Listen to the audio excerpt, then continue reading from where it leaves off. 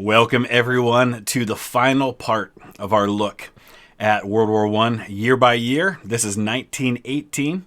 If you have not seen the first four episodes, 1914, 15, 16, and 17, there's a link in the description that will take you back to the beginning, to the 1914 episode.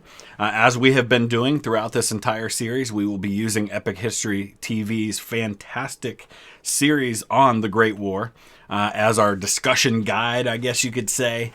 So I will put a link in the description to their original content as well if you want to watch it without my commentary. I just want to follow up one particular subject from yesterday's episode on 1917, and that is the sinking of the American ship, the Housatonic, in February of 1917. I want to offer a little bit more information on that sinking of note that I didn't talk about yesterday. So the Housatonic is sunk in February 1917. Unrestricted submarine warfare by the Germans had actually begun again on February 1st. And the sinking of the Housatonic kind of coincides with the breaking of diplomatic relations between the United States and Germany, which is another factor that leads to the U.S. entering the war. But interesting things about the Housatonic. Number one, it started out as a German ship. It was made in Glasgow, Scotland, where a lot of ships were made. But it was a German ship. And at the beginning of World War I, it was in the U.S. And so it was actually kind of interned. It was confiscated, so to speak, at the beginning of the war. And eventually the Germans just went ahead and sold it to an American company in 1915. I think it was called the Georgia when it was a German ship. And so it becomes an American ship that is then sunk by the Germans. Interesting thing about that sinking, you may remember that a couple episodes back I mentioned how often the Germans, rather than just firing a torpedo and sinking a ship, would actually give the crew time to evacuate. Well, that happened with the Housatonic. They actually surfaced, boarded the ship.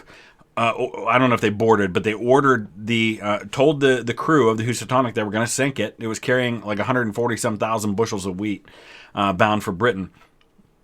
And so they gave the crew time to evacuate and then fired torpedoes to sink the ship.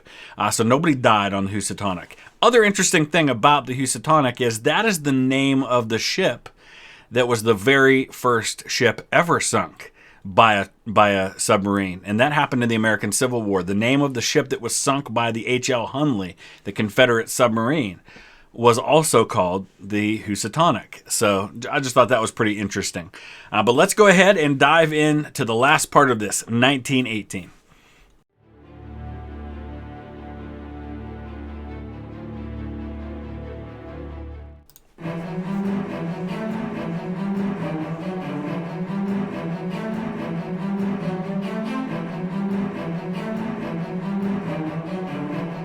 (1918). After 3.5 years of war, the Allies are in crisis. Russia has been rocked by revolution, and its new Bolshevik government has signed an armistice with the Central Powers. Thousands of German troops will be freed up to fight on the Western Front, where the carnage of trench warfare has already claimed more than 1 million lives. Now, I've seen a lot of people commenting. I mentioned, I think, during maybe the 1915 or 1916 video about the footage that we have, the video we have of action. It's really important to note, as some of you have already mentioned, that a lot of the footage and even some of the photos that we see purporting to be from action in World War I are actually later recreations that were shot on those locations, but not actual combat footage. There are some exceptions to that. For example, the ones I talked about, which were shot on July 1st, 1916 at the Somme, particularly at the Hawthorne Ridge Redoubt site. Those are legit, and those have been confirmed as legit. But anytime you see footage that shows men in combat in World War I, it's important to look that up and understand whether or not it's actual footage or if it's a recreation that's been done later. But Germany is also desperate. Britain's long naval blockade has led to shortages and social unrest at home, while America's entry into the war brings fresh manpower and vast resources to the Allied cause. Germany faces inevitable defeat unless it can win a quick victory on the Western Front. So the Americans, they declare war in April of 1917. That first year, John Pershing is selected to be the commanding general of the American Expeditionary Force. He goes over to France with a small staff, which include people like George S. Patton, George C. Marshall, among others. And these are the people that are going to kind of get things going. But troops don't really start arriving in large numbers until 1918. And they really aren't entering combat right off the bat. Pershing wants to have a significant number of men on the ground before he really sees any combat.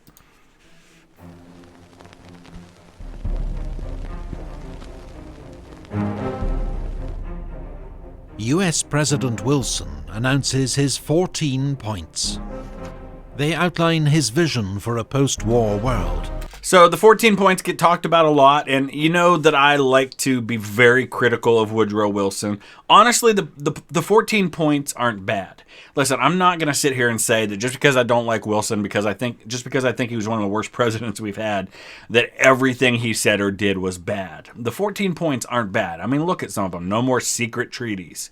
Free navigation of the seas, no more economic barriers between nations, reduction in armed forces, impartial settlement on colonial issues, German troops withdraw from Russia, the restoration of Belgian independence, France to be liberated and reclaim Alsace-Lorraine, which was taken from them after the Franco-Prussian War, Italy's frontiers to be readjusted along lines of nationality, self-determination for the people of Austria-Hungary, things like that. All stuff that ends up, I think, for the most part, happening anyway, but was much less punitive toward the Central Powers than the settlement that ends up happening at Versailles. Including an end to secret treaties, a reduction in the size of armed forces, self-determination for the people of the Austro-Hungarian Empire, and an international organization to settle future disputes. But most European leaders dismiss his ideas as wishful thinking. Here, you have to put yourself in the mindset of people, for example, in France and Britain, who have been on the front for 4 years now, or nearly 4 years. Millions are dead. They don't want it to basically just go back to a status quo with a few things that happen. I mean, if you notice, very little of that does anything to Germany. You know, Germany's basically untouched by it. So you can see why the French and the British especially, but the Italians also, and maybe the Russians, although the Russians have collapsed and they've lost a lot, might not be willing to go so easy. At Brest-Litovsk, Bolshevik Russia signs a peace treaty with the Central Powers.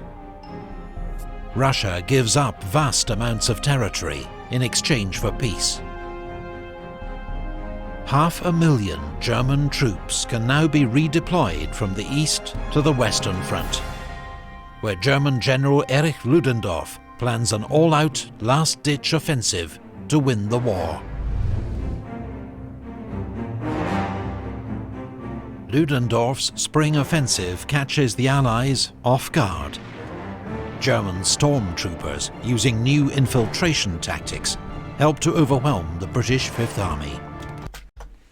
So one of the things that happens during Operation Michael is that Ludendorff loses his stepson. He doesn't have any children of his own. One of his other stepsons had died earlier in the war, and now a second one is killed during Operation Michael, and this just breaks Ludendorff's spirit. As this attack actually succeeds for a while, and they get within about 50 miles of Paris by summer, and that kind of gets stopped at places like Belleau Wood. It becomes apparent, I think, by July of 1918 that the Germans are just not going to win the war. But for Ludendorff, I think after his stepson dies, he kind of checks out. Which is soon in full retreat. The German advance threatens to split the British and French armies, with disastrous consequences. Which is the plan. So French General Ferdinand Foch is appointed Supreme Commander of Allied forces to coordinate strategy. So up until this point, there hadn't really been a Supreme Commander. You got the British mainly on the left flank, the French on the right. The Americans, when they start to go into the mix, they're going to kind of go in the center. But the Americans show up and they're told, well, Foch is the Supreme Allied Commander, equivalent to what Eisenhower was in World War II. And the Americans are like, no, that's not happening. We're not serving under a French general. We're going to command our own section of the line. You tell us where to go, but Americans are going to be under American command. We're not serving under Foch. Outside Amiens, British and Australian troops improvise a defence and finally halt the German advance. The German offensive switches to the north, targeting the Channel ports. But the British inflict heavy losses on the Germans and prevent a breakthrough.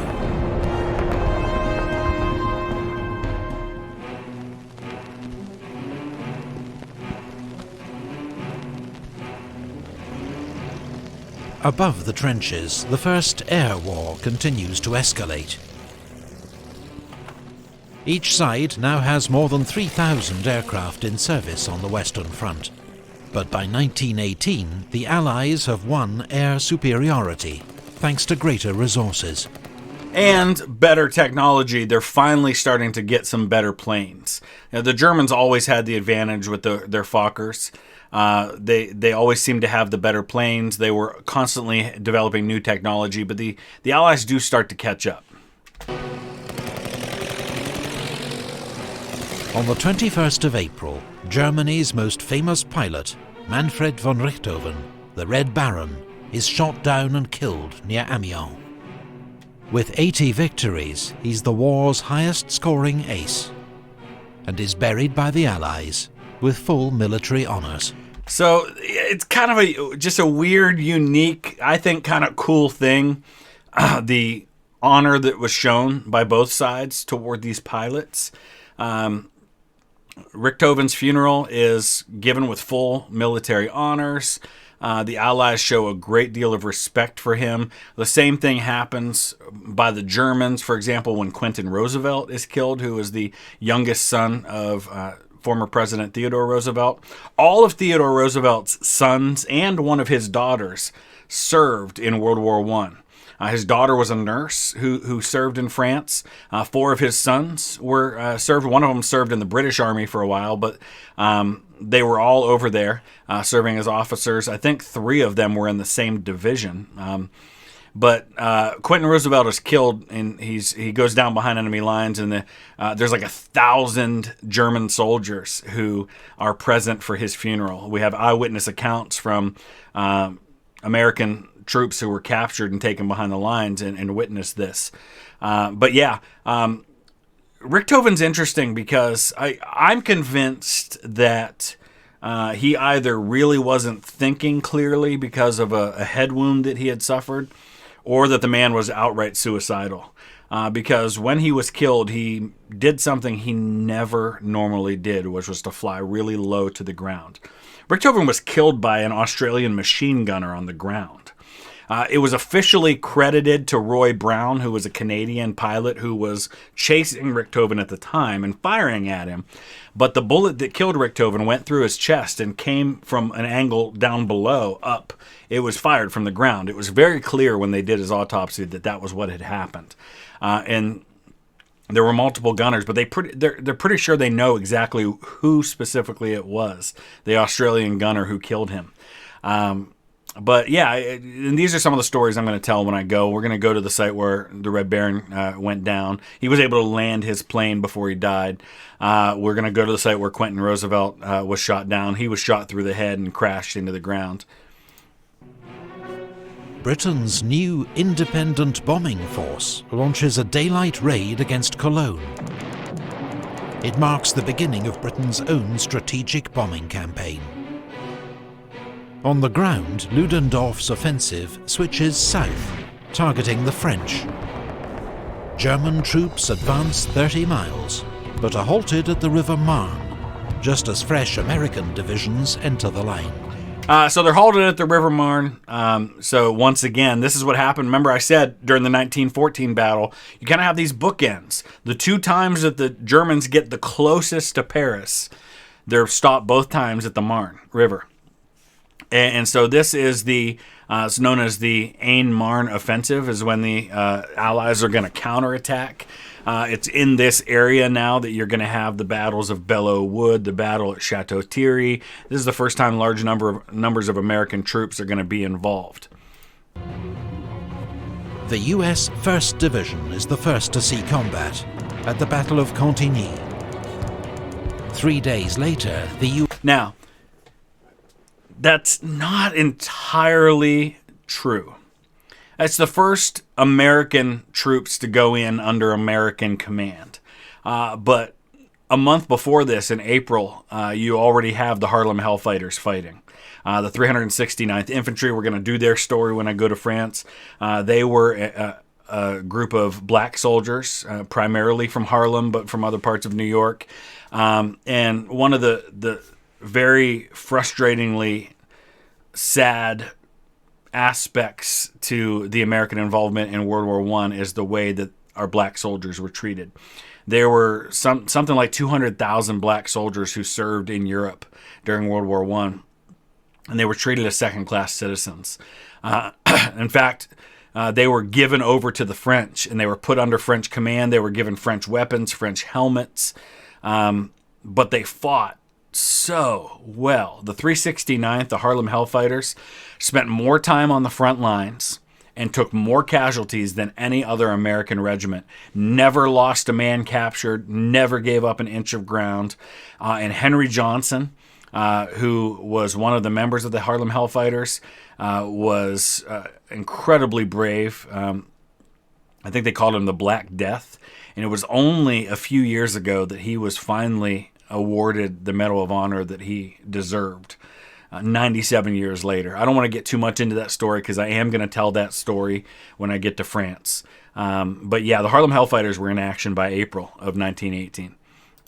US 2nd Division wins victory at the Battle of Belleau Wood.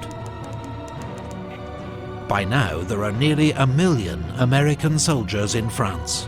So Belleau Wood, we'll talk more about. That's, of course, if you are a Marine, and I know we have a lot of Marines watching, you're probably familiar with the Battle of Belleau Wood. That's one of those places that the Marines make a name for themselves. Pershing says that there is nothing that is more dangerous on a battlefield than a Marine and a gun. This is where people start to call them the Devil Dogs, and there's a fountain that Marines make a pilgrimage to on the Belleau Wood battlefield. They did not get the name the Devil Dogs from the Germans. It was appearing in print in America before the Marines ever saw action in World War I. But they definitely made a name for themselves in tough fighting at Belleau Wood. 10,000 more arriving every day. The fourth phase of the German offensive leads to a 9-mile advance, but is finally halted by a French counterattack. In Italy, Austria-Hungary launches an attack at Asiago and the Piave River to support Ludendorff's offensive in France. But it's repulsed with heavy losses. So why is that a support of something that's happening hundreds of miles away? Well, as we've seen all the way along, depending on where they're having trouble, they bounce units back and forth. At one point, the French and the British sent units over to Italy to help stem the tide. When there was a big counterattack there. And so you have to keep pressure up everywhere to keep your enemy from being able to reinforce where things are going badly. And morale amongst the Austro-Hungarian army collapses.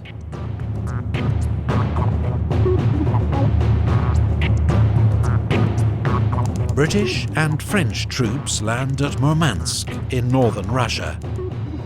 It's the beginning of Allied intervention in Russia's civil war. And this is something that doesn't get talked about a lot, that there were Allied troops in Russia during the Russian Civil War. There were also Russian troops on the Western Front. We're going to talk about that when I go to France, too. There's actually a chapel there to the Russian troops who were fighting on the Western Front.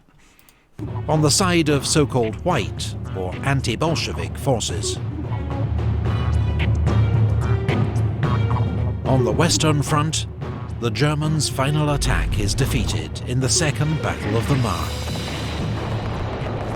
Ludendorff's offensive has cost the Germans more than 600,000 casualties and has failed to make a decisive breakthrough. 600,000 casualties. at that point, when that breakthrough doesn't work, the Germans are done. Had they not launched the Kaiserschlacht offensive, could they have continued to hold? I don't know. I think they realized they couldn't. There's 1 million American troops that have shown up now. The home front is going very badly because of the ongoing blockade. And so this was a last-ditch, desperate attempt to end the war. And it failed, and now the Germans have basically dug their own grave. Germany's final gamble has failed.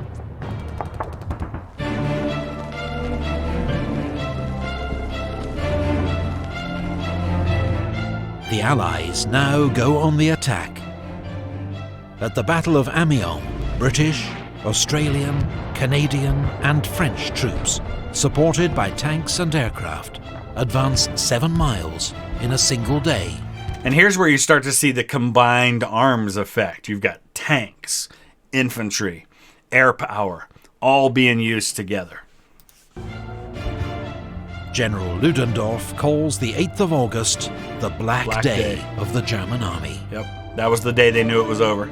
German troops are exhausted, hungry and demoralized, and begin to surrender in their thousands. The Battle of Amiens begins the Allies' 100 Days offensive. Trench warfare is over. The Germans are in full retreat. And so then in October, you're going to have what's called the Meuse-Argonne offensive, which is, for the U.S., it's the largest battle in American history in terms of the numbers of men involved. And to put this in perspective a little bit, as an American, I know that most of this audience is American, so I am not in any way, shape, or form trying to compare the American contribution to the war to that of the French and the British Commonwealth and the Russians or the Germans. Comparatively speaking, the Americans were barely involved. But to put this in perspective, the Vietnam War for the United States was 8 years, I think, and there were a little less than 60,000 battle deaths in 8 years. In a couple of months, the Americans lose that many killed on the Western Front. And honestly, I don't even think the Americans lost that many more than that killed in all of World War II in Europe. I want to look at those numbers real quick. Okay, so the United States in World War I loses, I think, like 110,000 dead. About half of those are disease, half are battle deaths. 110,000 dead in basically a year of presence in Europe. 104,000 dead in World War II in the European theater. So pretty comparable. About the same number of Americans die in Europe in World War I as in World War II, but in much less time. Though World War II, there were more battle deaths than there were in World War I. But the Meuse-Argonne offensive, huge. Some of the stories that are best known from World War I for the Americans come in the first week of October in the Meuse-Argonne offensive. You have the Lost Battalion. You have the story of Alvin York. In fact, those things, the Alvin York performing his Medal of Honor action at Hill 223 and the Lost Battalion are happening at the exact same time, about 10 miles apart on the same part of the line. So, a lot is happening in this area right in here for the Meuse-Argonne offensive for the Americans. Eddie Rickenbacker becomes the top American ace. He had like 20-some victories. But here's the thing you have to understand about Rickenbacker. He got those 20-some victories in 6 weeks of action. He was in combat for a couple of weeks, was off for a couple of months, then back in combat for a couple of weeks. So he did that in a very, very short time. So obviously he's way down the list of Allied aces compared to like the 72 that one ace had, and there were a couple in the 70s.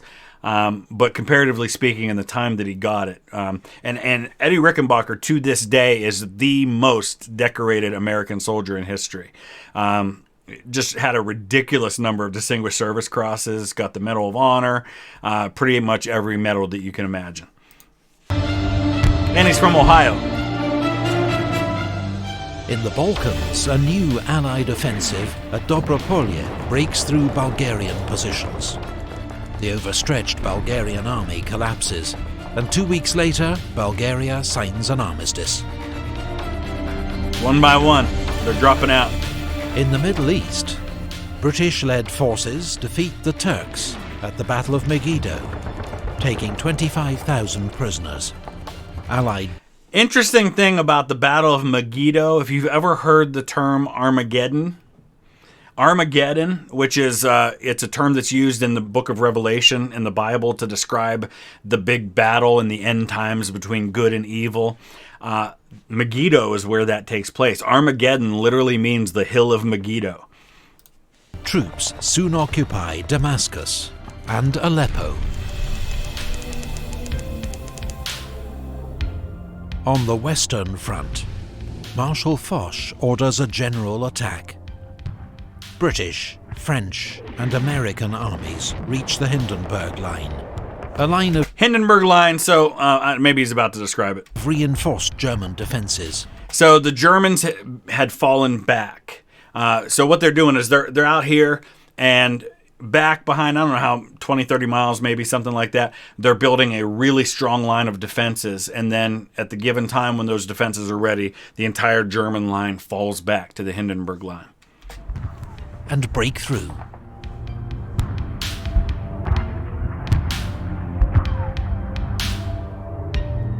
Ludendorff informs the Kaiser that the military situation is hopeless and that Germany must seek an armistice.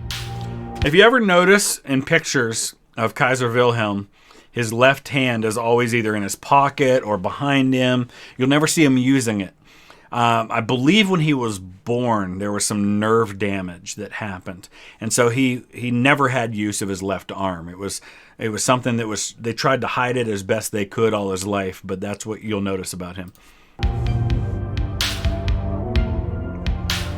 Germany sends a request to US President Woodrow Wilson, who in return demands German withdrawal from all occupied territory and the Kaiser's abdication.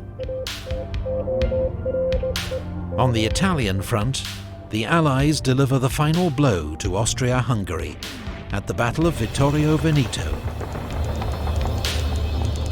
The Austro-Hungarian army disintegrates, and 300,000 prisoners are taken. With the Central Powers facing collapse, the Ottoman Empire signs an armistice with the Allies at Mudros. So now in the span of a year or so, Russia's out, Bulgaria's out, the Ottomans are out, the Austro-Hungarians are about to be out. 4 days later, Austria-Hungary signs an armistice with the Allies at Villa Giusti. And now Germany stands alone. At Kiel, the German High Seas Fleet is ordered to make a suicidal attack on the British Navy. Nope! But instead, it mutinies. Revolution spreads through Germany. And there's a really decent chance in this kind of power vacuum, in this moment of panic, that communists could take over. Because you've got, that's happened in Russia, and it starts to spread. And there's a while there where it seems like Germany could become a communist government. Kaiser abdicates, and a German republic is proclaimed. On the 11th of November 1918, a German delegation signs an armistice with the Allies inside Marshal Foch's railway carriage at Compiègne. So it signed at, I think, 5 in the morning. But I think the Germans ask for the armistice to take effect immediately. But the Allies insist that it take effect at 11 a.m. So 11 o'clock on the 11th day, the 11th month. And in that time between when it's signed and when it takes effect, that's 6 hours, there's fighting that continues. In fact, I believe that officially the last person to die on the Western Front, and maybe in the war, is an American soldier who dies at 10:59. right before the armistice is signed. In fact, right outside of Verdun, there's a monument to him. I'm planning on visiting that when I go to tell his story. He was a guy who had been reduced in rank. He had been a sergeant, and he had been demoted. I forget why, but I have it written down somewhere why he was demoted. And he was determined to get promoted back to sergeant. And so that morning, even though everybody knew the armistice was about to take effect, he goes charging at a German machine gun position. And the Germans see this guy coming, and they're waving him off, and they don't want to kill him because they know the armistice takes effect in like a minute. And they're telling him, no, don't do it. And he keeps coming, even his own side, they thought he was nuts. And he ends up getting killed. He does get, I think, posthumously promoted back to sergeant, but he becomes the last casualty of the war. It comes into force at 11 a.m, but fighting continues until the last moment. American Private Henry Gunter is killed, charging a German machine gun at 10:59. He is thought to be the last soldier killed during World War I.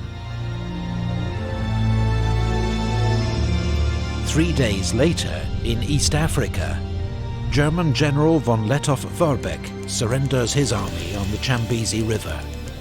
For 4 years, he has tied down huge numbers of Allied troops. So it's important to note the difference between armistice and peace. Technically, the war is still going on. An armistice is just a ceasefire. The war doesn't actually end until the Treaty of Versailles is signed in 1919, but fighting has ended. And so that train where they sign the armistice will then be used by Adolf Hitler in World War II when France signs their surrender. He makes them sign it in the same rail car, which he then blows up afterwards. Remaining undefeated while cut off from home, he is still considered one of history's greatest guerrilla leaders.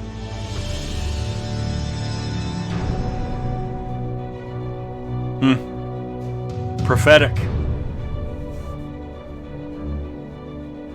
The Paris Peace Conference opens at the Palace of Versailles, just outside the French capital. Delegates accept a proposal to create a League of Nations to settle future international disputes. Interesting. So Woodrow Wilson proposes this League of Nations, but in the United States, while the executive can reach agreements with other nations, any treaties have to be ratified by the U.S. Senate. And the Senate doesn't ratify it, so the Americans don't end up even joining the League of Nations. The Versailles Treaty, signed in June, imposes harsh terms on Germany.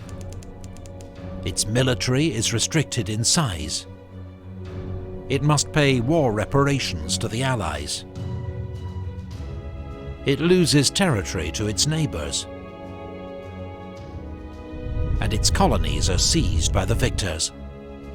Now, honestly, I think all of this probably would have been pretty understandable, losing the colonies, losing some territory that was disputed anyway, demilitarizing, things like that. Most of their warships are seized, those sorts of things. But I think it's the financial reparations which are really debilitating to Germany and what create the situation in Germany that allows for the rise of the Nazi Party.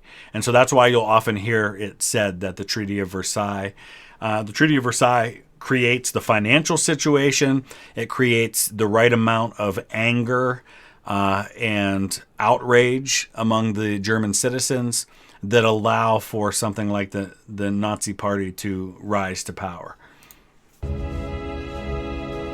Germany must also accept responsibility for the war in a war guilt clause, a source of lasting resentment in Germany.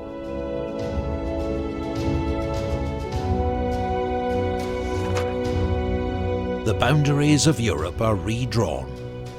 Poland re-emerges after 100 years of foreign rule. So why would they give Poland this little bit of territory here and split Germany into two pieces? Well, they're giving Poland access to the sea. That's what that's about.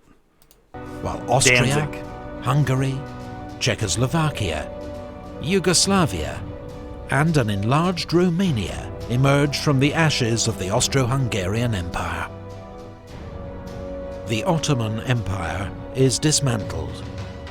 New states, most under European control, are created in the Middle East. Here, as in Europe, the seeds of future conflict are sown. Yep.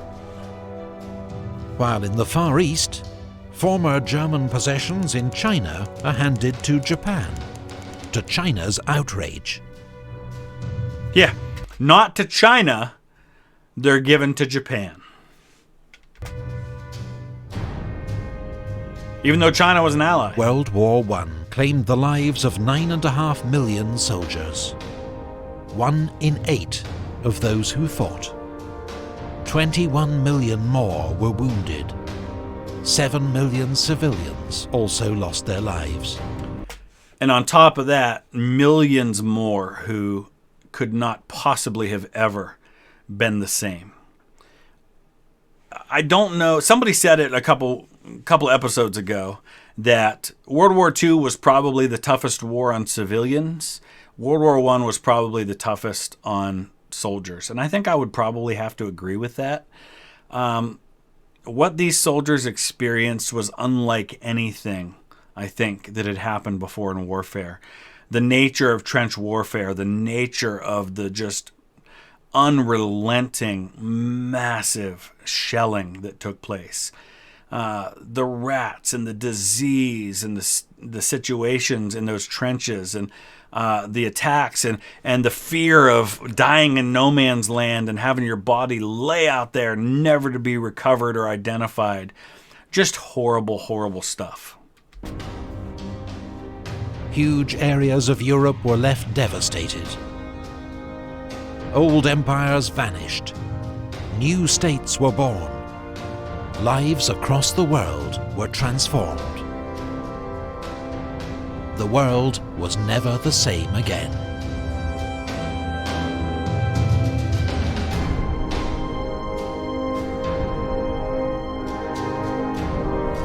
All right, well, we're going to wrap it up right there. Obviously, that's all just a big picture overview of the Great War. There's so much detail and so much.